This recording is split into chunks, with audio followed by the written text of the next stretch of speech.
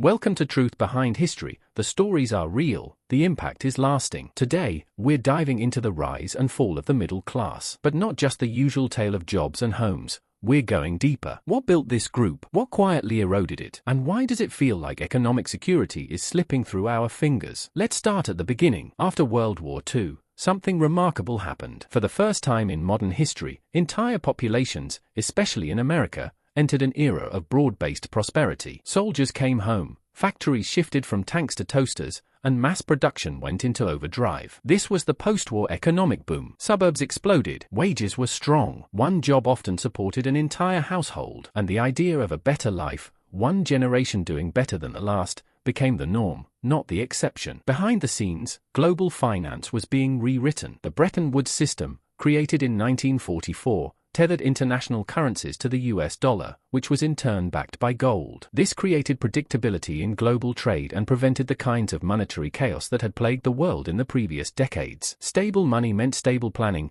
and stable planning meant businesses could grow and hire. At the same time, the labor market was booming. Manufacturing jobs were plentiful, union power was strong, and economic demand wasn't artificially juiced, it was real, driven by savings, production, and pent-up consumer demand from wartime rationing. But it wasn't just about money, it was about belief. There was a cultural conviction in upward mobility. The American dream wasn't a slogan yet, it was a widespread lived experience. People genuinely believed that their children would live better lives than they did, and for a while, that belief held true. All of this was built on a systemic foundation. Real wage growth, meaning your paycheck could buy more each year, and monetary stability created an environment where the middle class could thrive. It wasn't magic, it was structure, it was policy, it was restraint. So here's the big question: if we could build this once, what broke it? Let's keep going. Now that we've laid the foundation, let's talk about the golden age of the middle class, roughly from the late 1940s through the early 1970s. This wasn't just a cultural moment. It was an economic structure, and it was held together by two powerful forces: productivity and savings. Let's start with high savings rates. Back then, people actually saved money. Imagine that. Households prioritized putting money away for the future, not chasing credit card points or buy now pay later schemes. Saving wasn't just a financial move, it was a cultural value, and it paid off. It allowed families to weather uncertainty, buy homes, and invest in their children's future. Speaking of homes, home ownership soared during this period. Mortgages were manageable, wages were strong, and the idea of owning a modest home with a yard, maybe even a second car, wasn't just aspirational, it was achievable for millions. A big part of this prosperity came from investment in domestic industry. The post-war years saw massive investments in American manufacturing, education, and infrastructure. The GI Bill sent millions to college or vocational training. Highways connected cities. Factories churned out everything from refrigerators to rocket parts. This wasn't outsourced prosperity, it was built at home, by workers with skin in the game. Now here's a fun but shocking idea to modern ears. One income could support a family. Really? A single breadwinner could often provide food, shelter,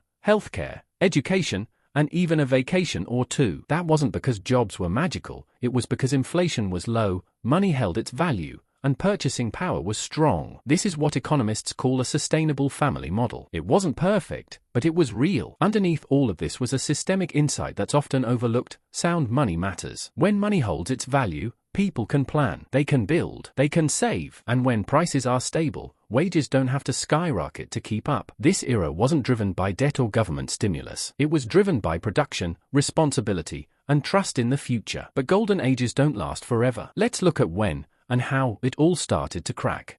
Alright, here's where the story takes a sharp turn. Up to this point, rising productivity meant rising wages. If workers made more, they earned more. But that tight relationship didn't survive the 1970s. Something big broke the system. In 1971, President Nixon made a fateful decision. He severed the final link between the US dollar and gold. This ended the Bretton Woods system and ushered in the age of fiat currency, money backed not by a hard asset, but by government decree. Now, that may sound abstract, but the consequences were anything but. Without the discipline of gold backing, the floodgates opened for monetary expansion. Governments could now print money without restraint, and they did. The results? Wage stagnation. Yes, productivity kept climbing. Technology improved. Workers produce more than ever, but their real wages, meaning what their paycheck could actually buy, are flatlined. Inflation began to creep in, quietly eating away at purchasing power. This led to a transformation of the workforce. More women entered the labor market, not just out of empowerment, but often out of necessity. Families needed two incomes just to maintain the lifestyle one income used to cover. But here's the tragic twist. Even with both parents working, earnings couldn't keep pace with rising costs. The gains from sending more people into the workforce were quickly cancelled out by inflation, taxes, and price increases. And at the root of it all was a systemic distortion: fiat money. When money can be printed at will, it tends to benefit borrowers and penalize savers. It rewards debt and discourages prudence. The long-term effect? A society that grows through consumption and credit, not production and savings. This was the beginning of a deeper problem. The link between effort and reward began to blur, and people started to feel it. Let's keep going. Now, let's talk about inflation, but not just the kind you hear about in headlines. We're going to peel back the curtain on how inflation actually works, who it helps, and who it quietly crushes. First, meet the Cantillon effect. Sounds fancy, right? But it's pretty simple and pretty unfair. When new money is created, it doesn't spread evenly through the economy like a rainstorm. It flows through specific channels, usually to banks, large corporations, and asset holders, people close to the source of that new money. So what happens? They get to spend the new dollars before prices rise. Everyone else? They feel the inflation after the fact, when their rent goes up, their groceries cost more, and their paycheck buys less. Now imagine this happening again and again over decades. The result is asset inflation. Real estate prices explode. Stocks soar. But wages? Not so much. The people who own assets see their wealth balloon. Those who don't? They fall further behind. Meanwhile, things that used to be considered basic necessities, like healthcare, education, and housing,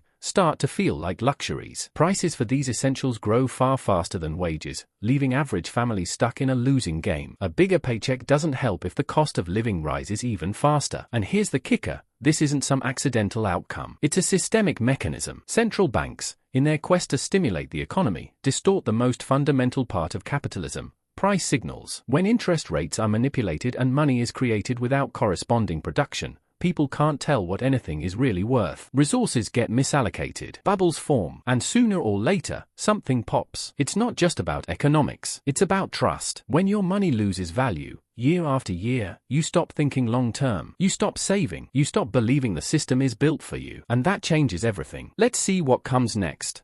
As wages stagnated and inflation ate away at purchasing power, American households had to find a way to stay afloat. But instead of fixing the root causes, the system offered something else: debt. And a lot of it. Student loans, credit cards, and mortgages became the new way to bridge the gap between what people earned and what life actually cost. But here's the catch: these weren't tools for wealth building. They became long-term liabilities. The average American wasn't getting ahead. They were treading water, shackled by interest payments and debt ceilings. Then came the dual income trap. Two earners were now required just to cover what one paycheck could handle a generation earlier. And no, this didn't double a family's financial security. It just meant that both parents had to work, often while still living paycheck to paycheck. More stress, less time, and still no wealth. At the same time, the welfare state expanded. Safety nets, originally designed to catch people in moments of crisis, became long-term fixtures in the economy. And while they helped in some ways, they also came with trade-offs. They often disincentivized upward mobility. Why risk losing benefits if working a little more leaves you no better off, or worse? This wasn't accidental. It was the result of systemic incentives. Centralized policies obscured the real cost of living. By subsidizing certain goods or services,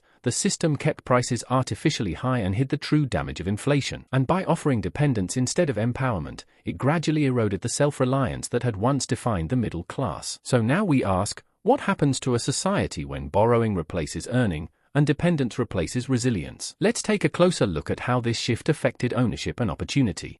Let's talk about ownership, because in a healthy economy, that's where true power lies. For the middle class, ownership once meant security: a home, a pension, maybe a small portfolio of stocks. But as the years rolled on, the rules of the game began to change, and not in their favor. You see, real estate and financial assets began to appreciate rapidly, driven not by productivity or savings, but by cheap money and speculative bubbles. And who benefited most? Those who already owned assets. The wealthy, institutional investors, the financial elite. Meanwhile, middle-class investors were increasingly left out. Entry prices rose faster than incomes, and every time there was a crash, whether in housing or stocks, it was the middle class that got hit hardest. They bought high, lost big, and often couldn't afford to get back in. This cycle was driven in large part by the Federal Reserve's boom-bust monetary policy. Low interest rates would fuel speculation. Then inflation would rise. Rates would be hiked. Markets would crash. Repeat. Each cycle concentrated more wealth in fewer hands. Wall Street bounced back. Small investors? Not so much. And it wasn't just about wealth. It was about control. When ownership consolidates upward, decisions get made by people further and further removed from the communities they affect. Corporate landlords replace local owners. Algorithmic trading replaces retirement savers. The economy becomes less personal, less human. Here's the truth. Ownership is more than a financial term. It's about agency, stability, identity. And when a system quietly shifts that ownership away from the people, it doesn't just create inequality, it creates a loss of trust in the very idea of a fair game. But this story isn't just economic, it's cultural, too. Let's explore how these shifts ripple out into how people live, relate, and even see themselves. Let's step back for a moment. All these economic shifts, wage stagnation, inflation, debt, lost ownership, they don't just affect bank accounts. They reshape entire ways of life. Because the middle class wasn't just an income bracket. It was a cultural identity, a set of expectations, a story people told themselves about who they were and where they were going. But that story began to unravel. First, we saw a collapse in marriage and birth rates. Why? Economic insecurity plays a massive role. When young adults can't afford a home, when they're buried in debt, when they don't feel stable, starting a family becomes a risk, not a rite of passage. It's not just about personal choice, it's structural. Then there's the rise in loneliness and alienation. More screen time, less community. As traditional social structures eroded, so did the support systems that once buffered people from hardship. Churches, civic groups, local clubs, these faded as people worked more, moved more, and trusted less. Speaking of trust, there's been a steep decline in institutional trust. People no longer believe the media tells the truth. They question government competence. They feel ignored by corporations. And they're not wrong, because in many ways, the system did move on without them. That leads to a crisis of identity. The middle class used to be proud, stable, forward-looking. Now, many feel anxious, unheard, and disposable. That shift doesn't show up on a GDP chart, but it shapes elections, culture, and social cohesion. Because when people lose confidence in their future, they start questioning everything. And often, they're right to do so. But here's the important part. These cultural changes are symptoms, not causes. The real question is, what can be done? Let's talk about what it would actually take to restore the middle class, not with slogans, but with systems.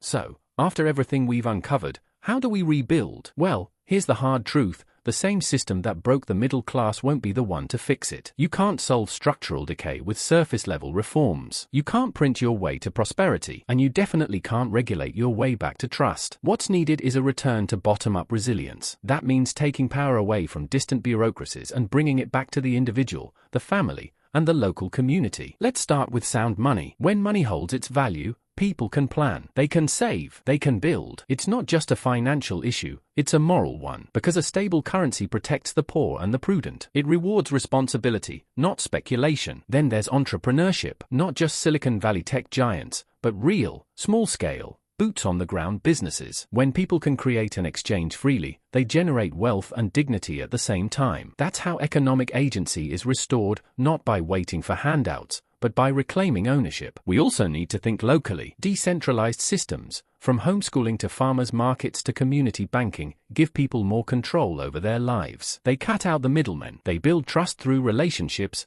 not policy papers. None of this is easy, but it's real, it's doable, and most importantly, it's lasting. Because what we're trying to restore isn't just income, it's meaning, it's security, it's the ability to believe again that hard work leads somewhere better. And that brings us to our final reflection.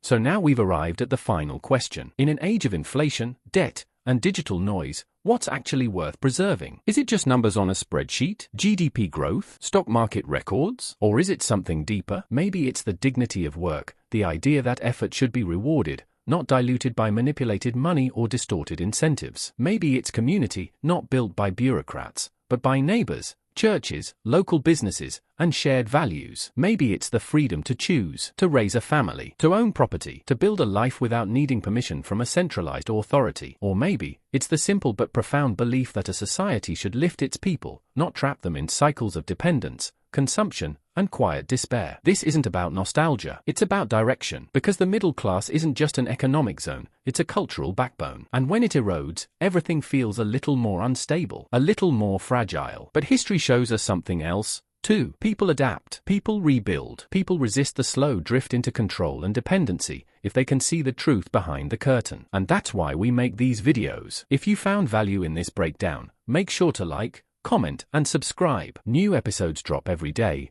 and you can also catch the full podcast version using the link in the description. If you want more content like this, thoughtful, truthful, and sometimes uncomfortable, check out the other videos on truth behind history. Because sometimes, the past tells us exactly where we went wrong and how to start making it right.